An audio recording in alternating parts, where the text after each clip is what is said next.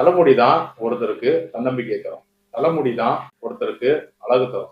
தலைமுடி தான் அவருடைய வயசை நிர்ணயிக்கும். அப்படி தலைமுடியோடைய இம்பார்ட்டன்ஸ் இவ்வளவு இருக்க ஒரு 10 வயசு குழந்தைக்கு தலைமுடி மொத்தமா கொட்டிடும்.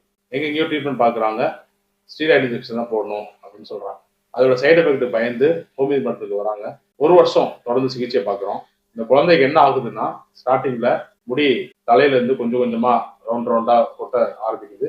கடைசியில ஐப்ரோஸ்ல இருந்து முடி விழுந்துருது. மொத்தமா உடம்புல எங்கேயுமே இல்ல முடி. இந்த கண்டிஷன் பேரு அலோபேசியா யூனிவர்சாலிஸ். டோட்டாலிஸ் அப்படின்னா தலையில மட்டும் முடி இருக்காது, ஐப்ரோஸ்லாம் முடி இருக்கும்.